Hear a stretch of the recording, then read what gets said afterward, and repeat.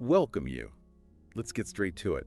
There's this feeling, isn't there? Hmm. This pull towards something more, a sense of maybe a fuller version of yourself waiting somewhere, but then, well, resistance. Mm-hmm. What's that like for you right now, even just hearing this? It's that familiar tightening, isn't it? A subtle kind of holding back. Yeah, Like the breath catches just before you let out a sigh. exactly. And it's not just about, wanting a new job or a different routine, though maybe those things are on the surface. Right. What we're really looking at, I think, is that deeper sense of who you are and who you sense you could become. That gap. Yeah, that gap, that potential shift in your identity, you can feel like you're standing at the edge of something huge and, well, unknown. The core of who we believe we are, it's such a powerful anchor, even if it chafes, even if it limits us. Mm-hmm. There's this strange comfort in its familiarity. So to even think about letting go, even just a bit, can stir up some really deep anxieties about, like, losing our footing. So, okay, take a moment with me here. Just notice your body. Hmm. Have you ever felt that internal push-pull when you think about making a change? A real change that matters? Mm-hmm. Maybe a clenching in your stomach or, I don't know, pressure in your shoulders? Yes. It's like there's this invisible line, some people call it a frozen threshold. Yeah. You want to step over it, but your feet feel kind of rooted to the spot. That physical response is so telling. Our bodies often speak the truth, don't they? Their minds are maybe still trying to rationalize or even avoid. Yeah? That tension, that's energy that's being held. That's not being allowed to flow towards what's really calling us. Okay, let's unpack this frozen threshold idea a bit more. Okay. Think of it as the space between what you know your current comfort zone, even if it's actually pretty uncomfortable, and all the possibilities that lie ahead. Right. The familiar offers the sense of control, doesn't it? Like a map you know by heart, even if some parts of that map are, frankly, frustrating. Exactly. Mm-hmm. The predictable has such a strong hold on us, even when it's, well, deeply unsatisfying sometimes. It really does. It offers this illusion of safety, a sense that, okay, I know what to expect here.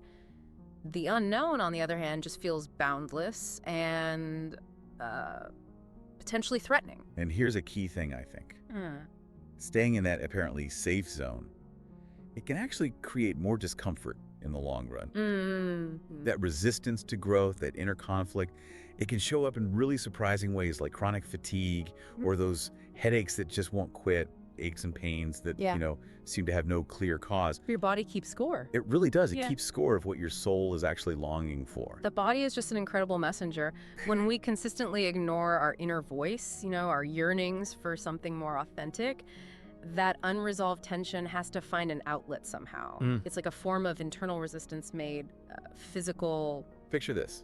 Someone who constantly talks about a dream, writing that book, starting a business, traveling the world, whatever it is. Right. We all know someone like that. But they never actually start. They're stuck right there at that frozen threshold. They might have a million logical sounding reasons why it's just not the right time. The justifications. Can you recognize that in others? Maybe more importantly, where in your own life might you be in a similar holding pattern? That space between the intention and the action. That's where the frozen threshold really solidifies. Those endless justifications, the not nows, the what ifs. They often serve to mask a deeper, more primal fear of the leap itself. Think about, let's use an example like Sarah. She dreamed of being an artist, like a real full-time artist. Okay. But she stayed put in her corporate job, the one steady paycheck, health insurance, all completely rational reasons. Makes sense on the surface. Totally. But underneath all that, there was this tangle of fear of not being good enough, maybe fear of what success might even look like, Yeah. and just this fundamental fear of becoming a different version of herself. Oof. That fear of a transformed identity is so potent. Who am I if I'm no longer defined by this role, these responsibilities I've always had? Right. Will I still belong? Will I even recognize the person looking back in the mirror? These are really profound questions that come up when we think about big life shifts. Does Sarah's story echo anything for you in your own experience? Where might you be holding back, not just because of practical stuff, but because of a quiet, underlying fear of what might happen if you actually went for what truly calls to you? It takes real courage, doesn't it, to look beneath the surface of our everyday explanations and just acknowledge those deeper, often unspoken anxieties that keep us kind of tethered to the familiar. Now, let's look a bit closer at what keeps us glued to that spot. Our experiences, right, especially the unresolved ones from our past, can have a surprisingly strong grip on our present choices. It's like unfinished business. Exactly. Emotional loose ends that just keep snagging us. Yeah. It's really fascinating how the past can subtly, orchestrate our present. These unresolved emotions, these incomplete experiences, they create this kind of gravitational pull, Yeah. drawing us back into familiar patterns, even if those patterns are now actually hindering our growth. Think about a time you hesitated. Hesitated to step into something new. Were your reasons purely logical and present day?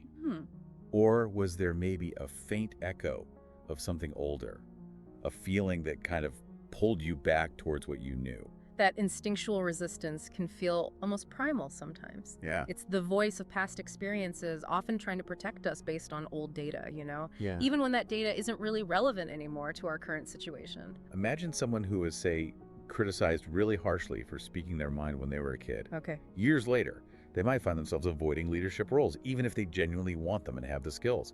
That old wound just flares up, creating this powerful reluctance. Right? It's like a trigger. Yeah. What similar, maybe less obvious patterns might be playing out in your own life? What old wounds might be resurfacing and subtly kind of sabotaging your current opportunities? Recognizing these patterns takes a willingness, doesn't it? A willingness to connect our present-day reactions with our emotional history, to see the through line of how past experiences are still shaping our present. And it also brings the cost into sharp focus, the cost of staying stuck, the missed opportunities, the potential that just stays untapped. Another way we get stuck is when the natural flow of our experiences gets interrupted. Interrupted? How so? Well, think of it like this. Yeah. You have a desire, right? You start to move towards it, and then something, maybe fear, self-doubt, even external pressure, just slams on the brakes. Ah, okay. And that energy, it gets trapped. It leads to that feeling of being stagnant, stuck. That interruption is key. It really is. It's like building a dam across a flowing stream. The natural momentum gets blocked and the energy just builds up, often showing up as frustration or resentment or just a deep sense of being stuck in place. Consider that side project you've been meaning to start. You know the one. Slight chuckle. Yes. The initial excitement might have been really strong, but then doubt crept in, and now it's just sitting there, unfinished, leaving this quiet sense of disappointment. Does that resonate at all?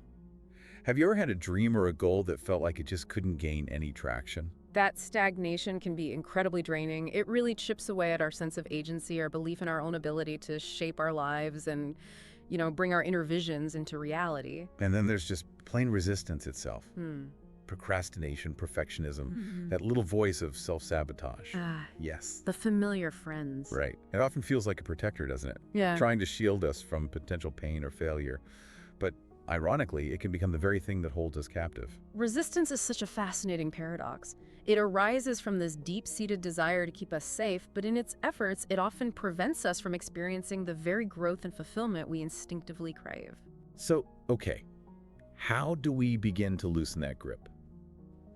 One really powerful tool is what's called phenomenological awareness, Okay. which basically means just paying very close attention to what's happening in your body and your emotions right here, right now, in this moment. This shift in focus, moving from trying to analyze the problem in your head to actually feeling its presence in your body, that can be incredibly liberating. It sort of bypasses the endless mental chatter and connects us to a deeper, more immediate level of truth.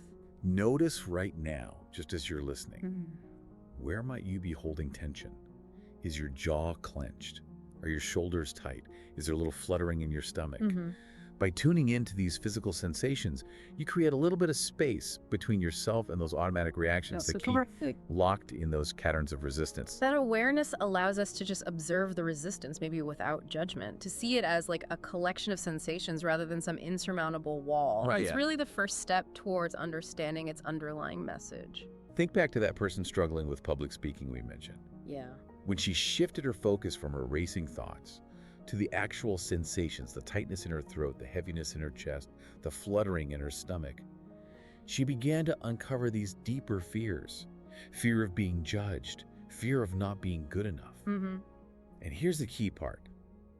By simply staying present with those uncomfortable sensations, rather than trying to fight them or push them away, she actually started to feel a sense of calm, a growing confidence. That's the profound power of presence, isn't it? When we can be fully with our discomfort without immediately trying to escape it, it often starts to lose its intensity, its hold on us. Yeah. We realize we can actually tolerate these feelings and that they don't necessarily have to dictate our actions. And this leads us right into the idea of contact. Contact. Yeah, the quality of connection we have with ourselves, with other people, and with the world around us.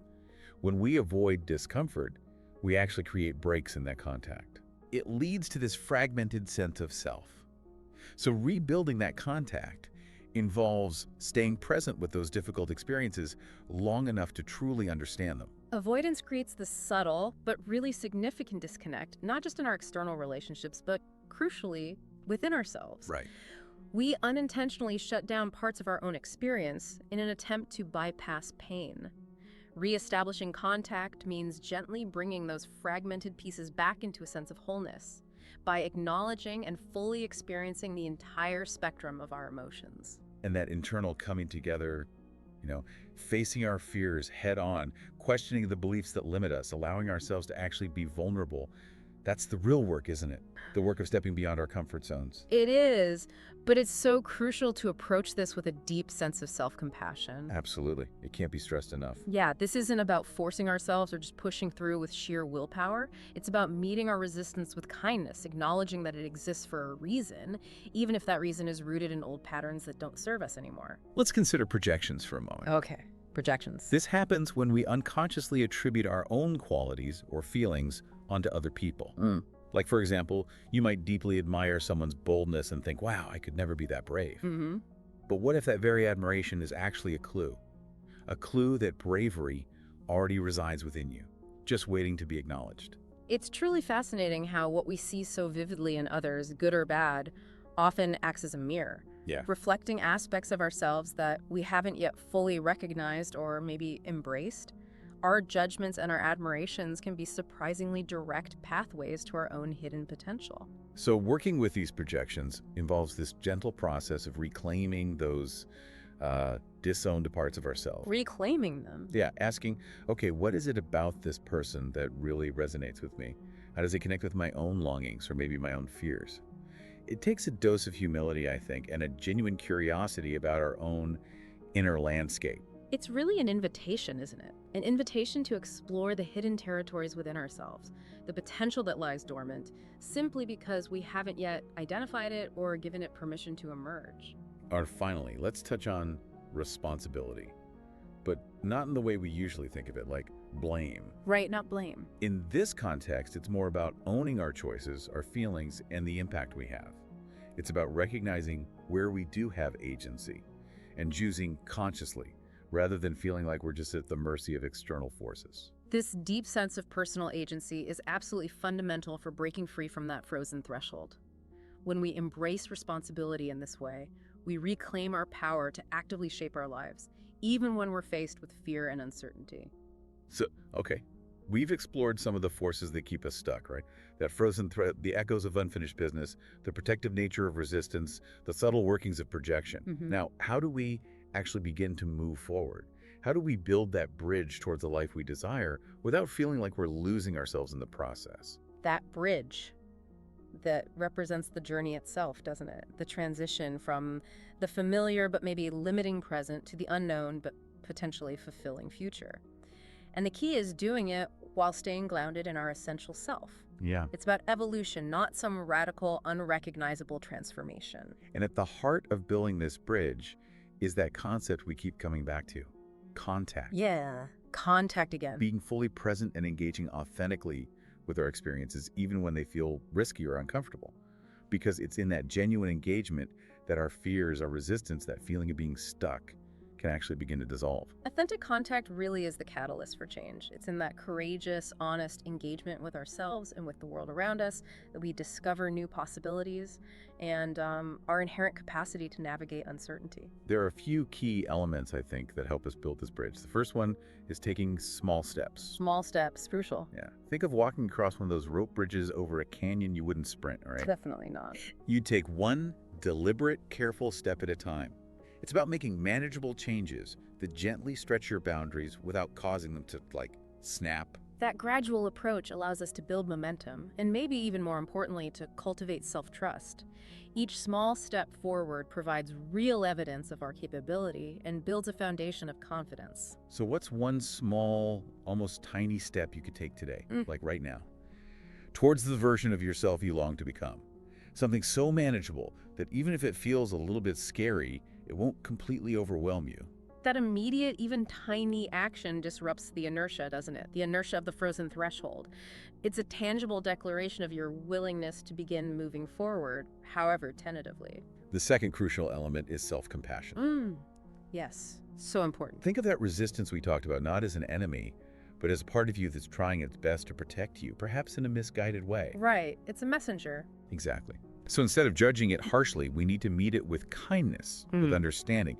Setbacks are, well, they're inevitable on any journey of growth. They really are. And they're actually powerful opportunities to learn and build resilience. That inner dialogue, the way we actually speak to ourselves, is so critical. Treating ourselves with gentleness and understanding, especially when we stumble or feel afraid, allows us to learn from our experiences without getting totally mired in self-criticism and shame. Reflect on a moment in the past when you struggled to step forward. What would it sound like to reframe that moment with kindness, with genuine self-compassion? It's about acknowledging our shared human experience, really, our inherent imperfections, recognizing that growth is a dynamic process filled with both perceived successes and, inevitable setbacks. And the third vital element is presence. Presence, being here now. Yeah. Being fully and completely present in the current moment without trying to control it, without trying to avoid it. It's like dropping anchor right in the middle of uncertainty. True presence is about being right here, right now, with whatever is arising, without judgment or that immediate need to change it or escape it. It's about accepting the current moment as it is, rather than getting swept away by anxieties about the future or regrets about the past. We even touched on a simple exercise earlier, didn't we? Closing your eyes, noticing the sensations in your body, maybe identifying the feeling you're experiencing without analyzing it. Yes. That simple act of grounding yourself in the present can be incredibly stabilizing, especially when you're facing the unknowns of stepping outside your comfort zone. That act of simply being present, of anchoring ourselves in the here and now, can be profoundly stabilizing, especially when we're navigating the inherent uncertainties of stepping into the unknown. And all of this, it leads to a bit of a surprising truth, doesn't it? That true safety doesn't actually come from staying within the perceived walls of our comfort zone. Right. It seems counterintuitive. It does. But true safety comes from embracing the inherent risks that come with growth. By stretching our limits, we actually cultivate a deeper, more resilient kind of security, a fundamental trust in our own ability to adapt, to learn, and importantly, to heal. The comfort zone, while it seems protective, can ultimately become a kind of cage. True security arises from that inner knowing that we possess the resources to navigate the inevitable challenges and uncertainties of life. And remember, as you grow, you're not losing yourself. No. The essence of who you are actually expands. It becomes richer, more nuanced. Growth isn't about discarding our past selves entirely, is. It's more about integrating new experiences and perspectives into the whole tapestry of our identity. We become more fully ourselves, not less. So this journey of growth, it's a continuous unfolding, isn't it? With each step revealing new landscapes of self-discovery.